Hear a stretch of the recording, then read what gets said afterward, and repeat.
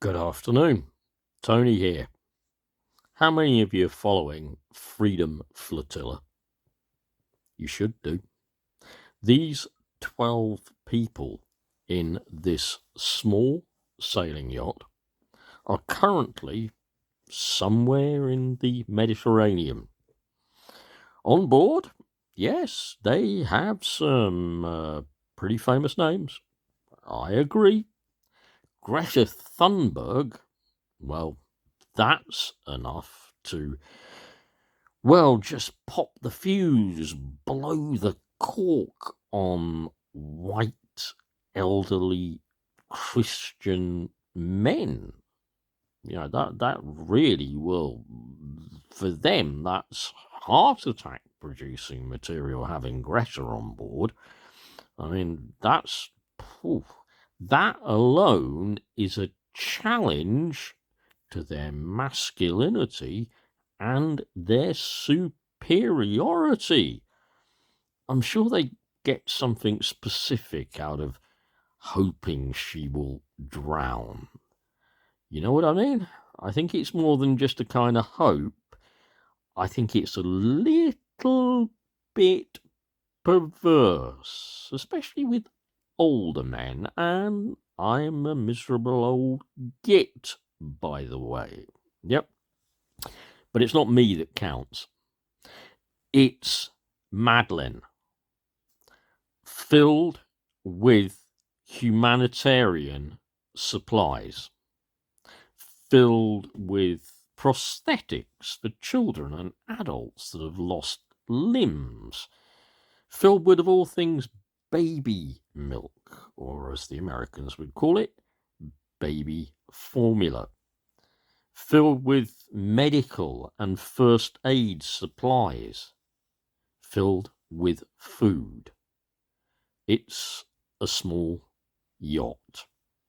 The last ship they tried to leave on from Italy was struck by drones, made unsaleable. Fortunately, nobody was on board. Nobody quite knows where the drones came from, and no one's kind of saying anything, but they hit it with drones in Italy when they were in another port. Thing I'd like you to notice about this vessel as well. Madleen is flying the British Red Ensign from the stay on her stern. The British Red Ensign is the flag of our commercial, if you like, our merchant navy. That flag has always been flown by our merchantmen, and it was flown on the Atlantic convoys, on the Malta convoy during World War II, when aid and stuff was going to get through. First thing to say then, okay, they've already been tracked by what clearly are Israeli drones or drones operated from Greece, just doing the Israelis' dirty work for them and just keeping them abreast of where she is. They have, as I'm sure anyone who's been following this on Tracker will know, they've also rescued survivors who leapt overboard from a sinking vessel. This, I believe, was carrying Sudanese migrants. Only 4 were rescued because the others were taken apparently aboard by what was supposed to be the Libyan Navy, but we're not totally sure if that ship was the Libyan Navy. It may have been the Egyptian Navy or vice versa. Well, we don't know, but we know the ones that leapt overboard, Madleen picked up, as is her duty under international maritime law, as is her moral and her ethical duty. Everyone on board knows that. What do I want to say to you now? I want you to think about Madleen, because she has on board an international group of people. Now, sure, the aged white men will be triggered by Thunberg and all that lot. They'll be calling me woke. They'll be calling everybody who supports it woke. They'll be saying that we support Hamas. Well, I mean, if I wear one of these, obviously it's obvious, isn't it? If I wear a kippah or a shemag or whatever, I must support Hamas. I must absolutely hate Israel. On Magway Methodist Church, what were your problems with my views on Israel again? Oh, Judith Bell, you touched this when we spoke.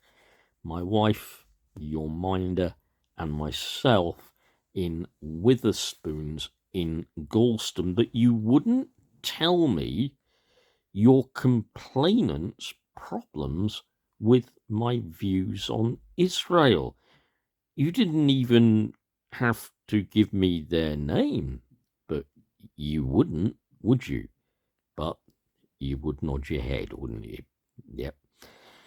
Yep, you're very good at nodding your head, the Reverend Shirley DeVitt. Very good at nodding your head.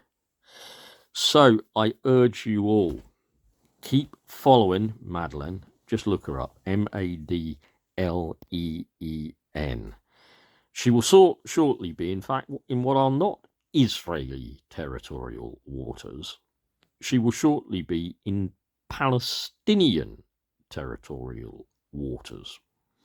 And it is there that Israel, their Prime Minister Netanyahu, is internationally wanted for war crimes and crimes against humanity. Well, it's there that they intend to stop her. They have a right, obviously, to stop any ship going through or trying to run a blockade. It's understood. They can obviously search it for arms, ammunition, munitions, and all that lot. Yeah, they would have every single right to do that, but they are determined to stop that ship. They feel if they let it through, it shows weakness. It shows a break in the blockade.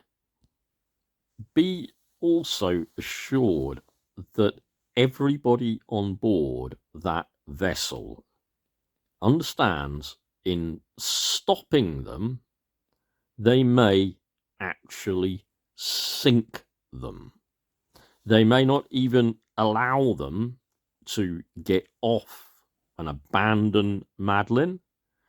She may come under gunfire. She may come under drone or missile attack. And remember, the whole world is watching. We're all watching. Israel knows we're watching. What will they do if that happens? Israel killed just about everybody on board another ship that was trying to get aid through, humanitarian aid. They killed them. They effectively murdered them. They murdered the people on board. This was not an act of war. This was an act of murder. And what did the international community do? Nothing, I'm afraid. Absolutely nothing. Their citizens were the ones being killed, murdered. Well, let's pray that Madleen does get through. Let everything good protect her and her crew on this mission. I think they're all amazing. In the true sense of the word, they are heroes. Also, remember, their strategy, if you like, their stance is one of total pacifism. They don't intend to fight back. Yeah. In fact, one of the people on board was saying this morning that all great victories, certainly against imperial powers and oppressors, sometimes, well, some of them are won through passive resistance. And he cites how India won her freedom, her independence from the British Empire. Passive resistance, okay? In other words, what that means is going up against them time and time again, as in when the Indians did the salt thing, the salt protest on the way to the sea.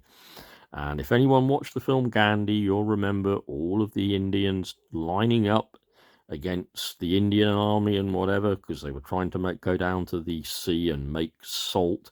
That's a universal right of any person in India. And of course, the British, the army, and all that wanted monopoly on that, and they just stopped them. Yep. So one by one, they walked up to the guards and whatever, and they just battered each one down with a large stick, often that my father would have called, as he lived in India, he was born in India, called a lathi. Yeah. And they lathi charged them. They beat them to the ground. Yeah. And then the next one walked up and was also beaten to the ground. A little first aid station next to her, carried that one off, and then a new one comes up, and a new one comes up. Thousands of these people did that. Yeah? It cost them. It physically cost them. Broken bones, the least. In some cases, maybe even their damn lives. But that's how the victory was won. And that's what these people are doing right now.